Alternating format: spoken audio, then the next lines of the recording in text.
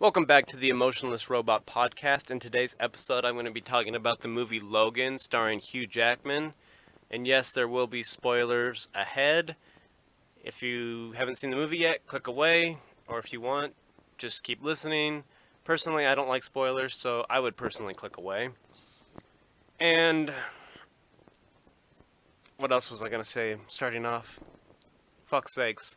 I got some notes here. And I'm not a movie reviewer or a movie critic by any means, so I'm just going to go point to point of what points I had. I'm not going to go into super detail, just the things that stood out the most to me personally. And so I just got out of watching the film a little while ago, probably 1 or 2 hours ago. And so this is all information fresh in my head, and I might have missed a lot of things. And also, I might just be confused as to certain talking points that I'm talking about. So if I'm getting anything wrong, leave a comment saying I'm on you all night, fuckboy. Alright, so let's get started. I wanted to talk about that the violence was so incredible in this film, and I like that they set the tone from the get-go that it was going to be this violent with that rated R.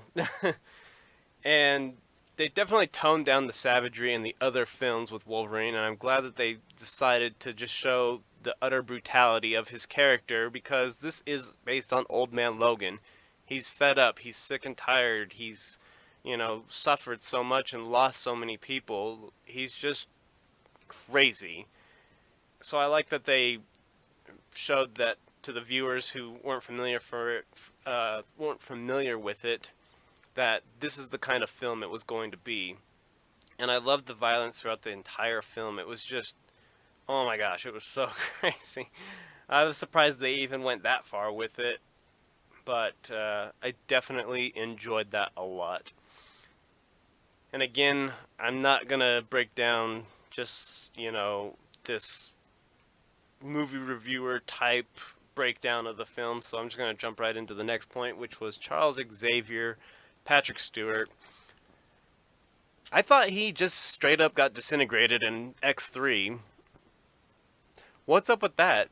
And it seems like they did touch on it a little bit, like when Logan tells the guy, what did he say exactly? Again, I just barely saw it, and I've only seen it once, so I don't know verbatim the what was said. But he said something along the lines of Charles has been dead for 20 years or whatever. So did the world think that he was dead and from X3, and this has been uh McAvoy or Stewart, these timelines are so confusing. So I didn't know what that was all about. I mean, obviously, it's like they kind of decide when and when not they want to follow this timeline, and I don't like that really. I mean, I kind of understand it. They probably didn't have like this Machiavellian plan to do this much of a series involving Wolverine, so they're probably just kind of juggling all the plot points throughout this whole ordeal. So I get it, but I wish they had touched on that a little bit more because yeah, he was just totally fucking disintegrated in X-Men 3. So what's up with that? And then I wanted to talk about the little girl, the fact that I was so angry because it clicked in my head. I don't watch trailers because I don't like spoilers.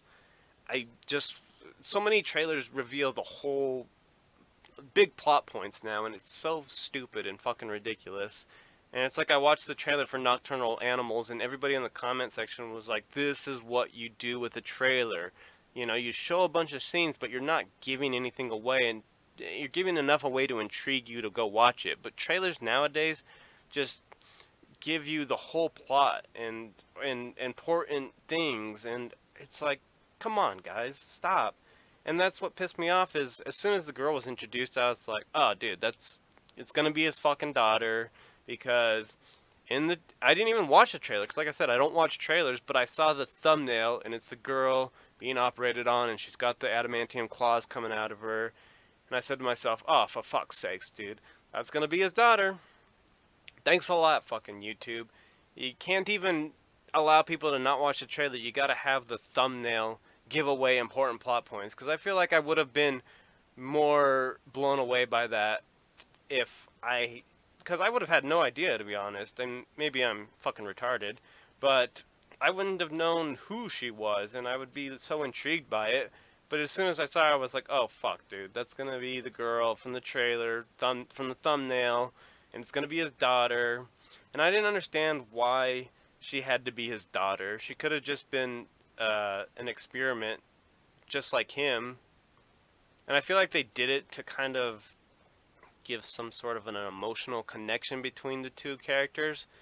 But still, I mean, if some kid turned up on my doorstep 6 or 7 years later, however old that girl is, I'd be like, I got nothing.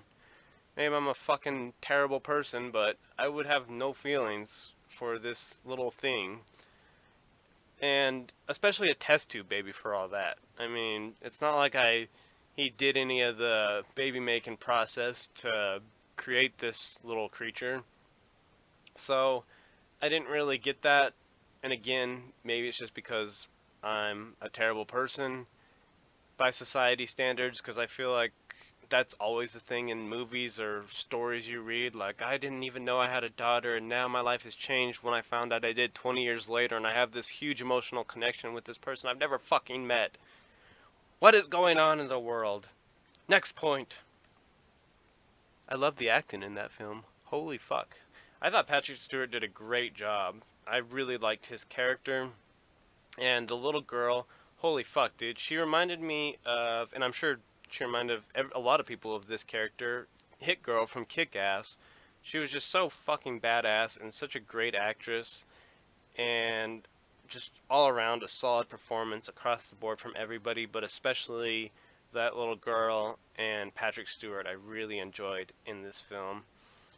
And the final point I wanted to bring up is I kind of, before this, well, when I first heard this film was announced, I thought, man, they should really end the Wolverine series with the Wolverine costume, even though it would look ridiculous. I mean, but also, Deadpool really has laid the groundwork for authenticity when it comes to costumes, because it works. It really does. I think it would really work. Even the bright neon yellow, blue Wolverine costume, I think it would just work. And I feel like they had the perfect opportunity. The X-24, the Wolverine clone or whatever exactly it is, looks just like him, heels just like him, claws, adamantium claws just like him. You should just fucking thrown the Wolverine suit on him. You know, I thought that would have, and I'm sure a lot of people would be like, no, that's fucking stupid, that's ridiculous. But it's just me personally. I I don't see the absurdity of it. I just wanted to see that costume be brought to to a Hollywood live action film, because obviously you could probably find online some fucking cheap, live action of Wolverine, and there are ones out there, but they haven't really satisfied, my craving to see the suit on the big screen. And I thought that would have just been a perfect way to do it, because yeah, it's like you're not gonna get Wolverine into the little tight costume, bright neon yellow and blue. He just wouldn't go for it. I understand that, but just slap it on the fucking other thing. That would have been. I thought that would have worked. I don't know. Let me know what you think in the comments about any of these plot points that I brought up.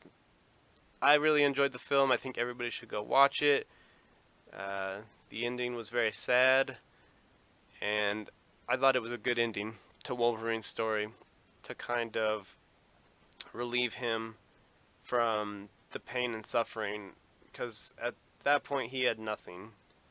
It was just, I mean, people were already gone out of his life before, but losing Professor X, that was the last of the. And again, yeah, he had his daughter, but who fucking cares? He didn't even fucking know he had her for the longest time. You can't expect these two. See, that's the thing with Hollywood movies, is they expect these two characters. It's like love films. These people just meet and they fall in love all of a sudden. They're just like, oh, I've known you for a week and you're the love of my life, and you know, we should fucking whatever, get married or whatever people in love do. Stupid shit like that. Have a kid or something. And it's just absurd. Anyways, have a great day. Bye-bye.